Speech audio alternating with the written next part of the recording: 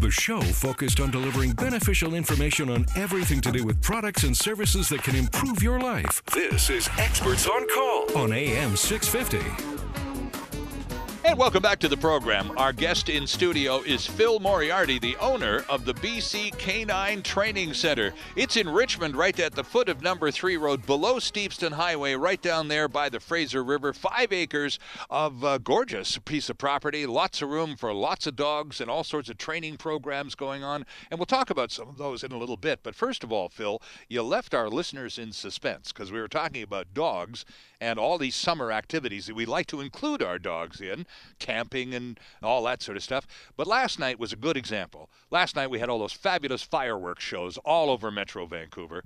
And, you know, you take the big one down at Canada Place, 50, 100,000 people show up. Some of them bring dogs. And I made the statement earlier before the break that I don't think dogs and fireworks mix, period. That's just my reaction from seeing my own dogs throughout my life and other people's dogs at these events.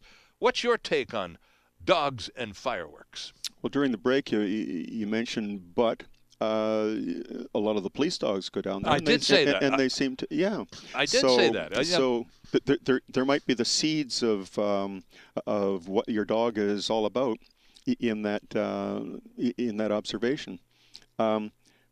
Not all police dogs started off liking fireworks. I can well imagine that. So, training is probably a component of what it takes for a dog to be comfortable in its surroundings. And let me interrupt you just for a quick second to remind our listeners that Phil is a former canine officer with the Delta Police Department before going on as a detective in Vancouver for a couple of decades. So this is first-hand experience with police dogs and service dogs of all types. And in fact, the BC Canine Training Center continues to train service dogs up to the standards of the Justice Institute of British Columbia. So you know whereof you speak. So how do you train a dog to, I don't know, like would be a stretch, Phil, but tolerate fireworks? Everything starts with basic obedience. That's the foundation for everything for the dog. And if you're the leader, and even if the dog's afraid of something, it'll look to you for guidance and support and leadership. Right. So if the dog is exposed to something that it's uncomfortable with, but it sees strong leadership with you, then the dog starts to become comfortable with it. And a lot of you can't put 100% of what is required into a dog that doesn't have it, but you can put something of what's required into a dog. Right. Some have stronger personalities than others. Part of the testing that we do when we're looking for a dog that would be a working dog would be, how does it respond to loud noises? Right. If it scares easily and that sort of thing, well, you've got a lot of work to do, or you may make the decision that this isn't a good candidate. Right, exactly. But if it looks interested but still looks nervous, that doesn't, it's probably still an okay candidate that looks like it'll turn the corner. So a lot of it is just how much security does it feel in you. Right. So the more you're exposing the dog to things, the more comfortable it gets. So, a dog that is going to fireworks and being spooked is probably just underexposed.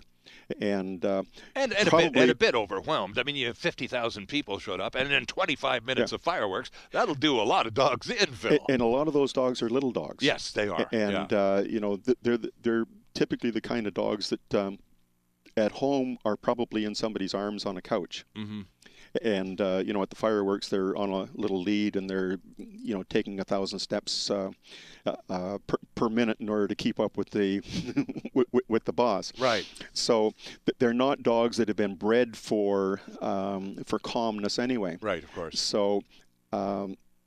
If you're going to expose a dog like that, then you want to maybe think about getting it some previous exposure prior to taking it to the big bang. And it's all about socialization, isn't it? Socialization, and if you can make loud noises around the dog, just gradually increase the volume, and you're there, not saying, "Oh, good dog, good, it's okay, it's okay." So you're making the dog feel good about feeling bad. Right. So just walk them through it. let the noises be there. You're calm and confident, and the dog starts to get used to it. Is that how they do it with police dogs? Again, back to your early years, do you literally have the dog, your dog, because it's always the one officer and his dog. Do you walk through areas where loud noises are introduced and the animal, and all you do as the leader is remain calm, keep the dog on that leash, and you just keep your pace steady, and if you demonstrate coolness, the dog will follow. Sure, in a few words, yeah. Okay. Yep. I mean, you can't fix something by leaving it broke. So the last thing you want is to avoid circumstances or training sessions like that, only to pass the dog, arrive on the road, and now you can't get the dog to do what its workload should be. Sure, right. Because it's afraid and it's never been exposed, or it's allowed to be to avoid certain types of things.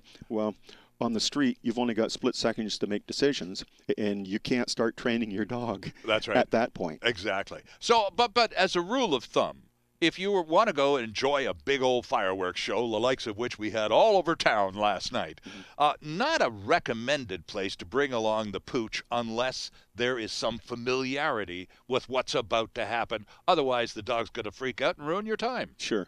Lots of times we bring the dog as our wristband, or like a I don't know, trophy or token or whatever.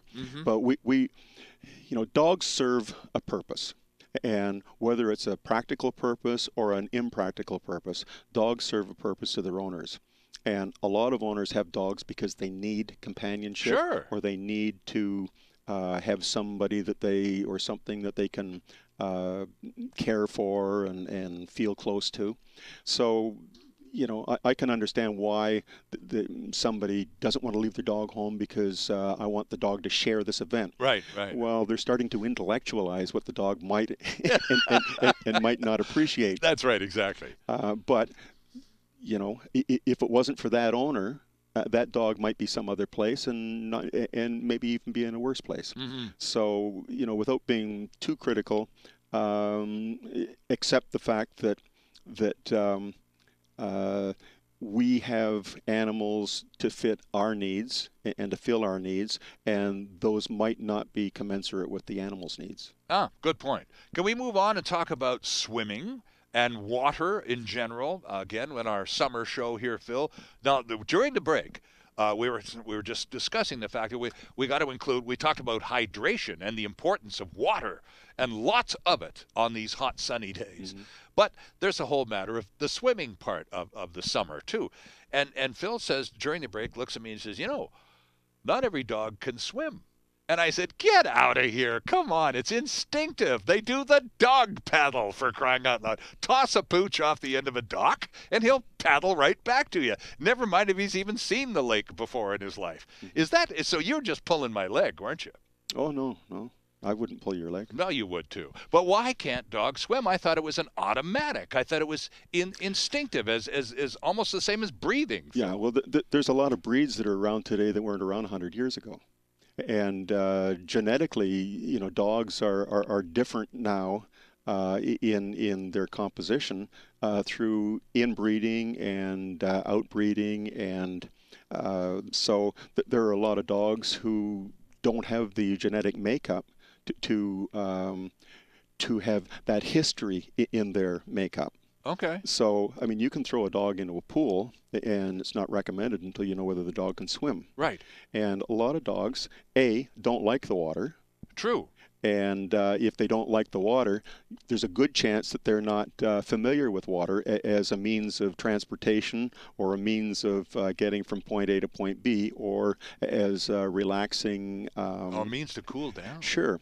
So, just because a dog is a dog doesn't mean that it swims. Now you see that. There you go, and you're friends. talking about the dog there paddle. You go, friends. See, you were listening to this program and going, I don't know, this is the dog guy. I know everything I'll bet about dogs. I'll bet you didn't know some dogs can't swim. Yeah. I'll bet your concept of the dog paddle is the two front paws going like this. Yes. Yeah. Well, the back feet kind of do something. Well, too. most people's concept of it is the front paws. Yeah. Right. That's what we do when we're learning to swim. And the dog has to learn to keep its back paws up and its it's back out of the water, or as close out of the water as it can. Ah.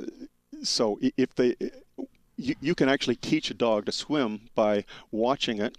And if it's starting to sink from the back end, it'll try and keep his nose up, Sure. and it'll paddle like crazy with his front paws. Right. And if his back paws aren't doing the right thing, it's not going to go anywhere. Right, okay. So you can actually lift the dog's back end up as it's paddling like crazy with the front end, and sooner or later it's going to get the idea. It'll engage the back legs. Exactly. Right, okay. Engage the back legs properly. Right, okay.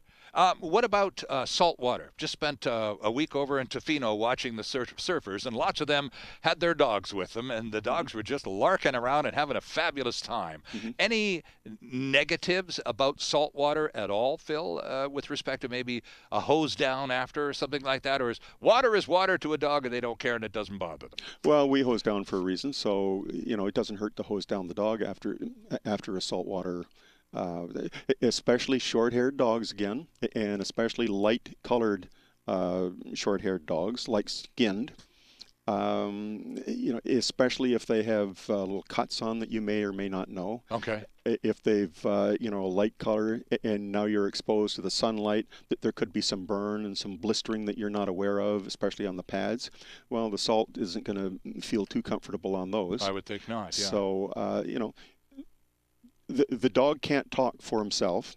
Its body language can indicate that it doesn't feel comfortable. Right. So it may not want to go in the water, and don't make the mistake that the dog doesn't want to go in the water because it's afraid to swim, or it doesn't know how to swim, or it just doesn't like water. Right. It may not be going in there because it's got a sore pad. I was just going to say a cut foot or something, right? Sure. Yeah. So, don't jump to a conclusion about what your dog is doing when you put it into a new environment. Right. Okay. Obviously, the best in terms of best possible water condition would be the lake, freshwater, no saltwater issues. And the other thing I wanted to bring up was the other option for dogs swimming in the summertime, which is a little dip in the backyard pool, which some dogs are encouraged to do, and other pool owners aren't real happy to have Rover in the pool. Thank you. Either way, many dogs find their way into people's pools, which are, of course, treated with chlorine and other chemicals. Any issues there? Oh, sure. I mean, chlorine can be harmful, and it can be uncomfortable. The same thing,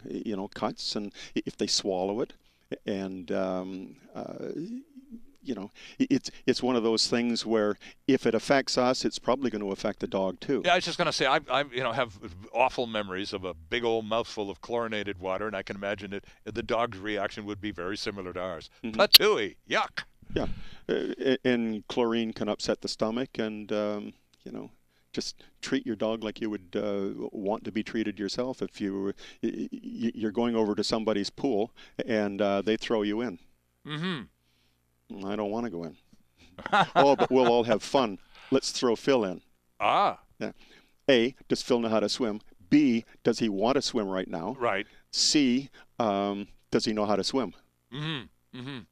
Well, I suppose you've got me completely baffled here with this. Some dogs. And don't is his know how hair to too swim long? stuff. Because a long-haired dog in a pool is probably not a good idea. Why? Unless you. Just because all the hair shedding into the filters and stuff, eh? Yeah. Oh, so okay. in the summertime, brush a long-haired dog out as well as you can before if you like him to swim in your pool. You're going to at least have a head start on cleaning the pool. See, when I was growing up, we had a pool, and I was filter boy. I was the pool boy, and I had to clean the darn thing every morning and all.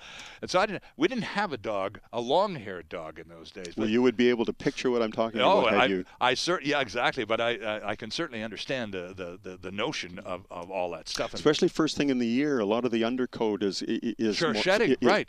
Yeah, shedding, but the undercoat is more fluffy. So that's going to clog up even quicker than the long hair. Okay. Other summer issues. Now here's one that is right up there on my books with.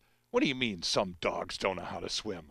Allergies. A lot of us have allergies. I'm a fortunate human being. I'm a little pollen sensitive, but I'm not allergic to anything.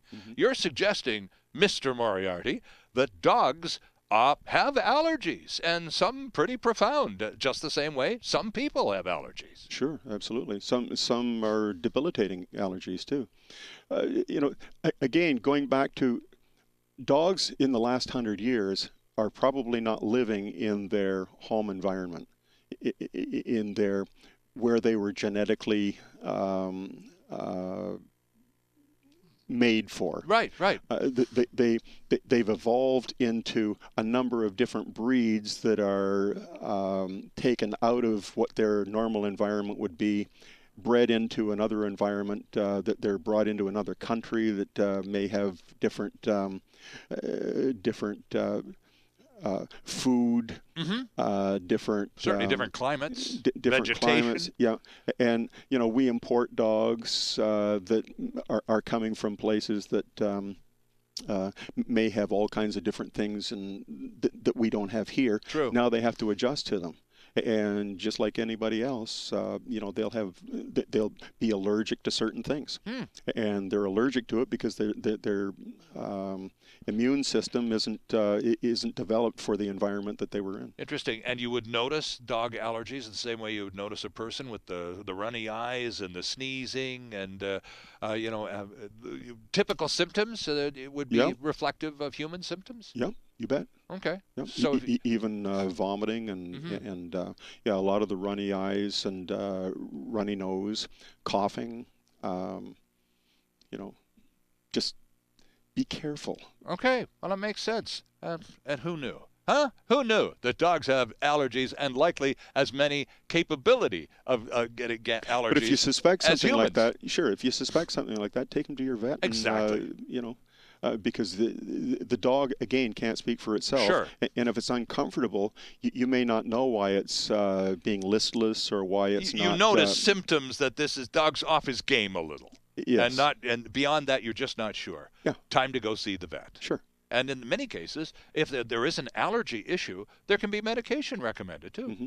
Interesting stuff. Yeah. This is where we're talking with Phil Moriarty from the BC Canine Training Center down there at the foot of number 3 Road, below Stevenson Highway, right on the river in Richmond. Lots more still ahead. Stay with us. We're right back after this. Delivering relevant and beneficial consumer information.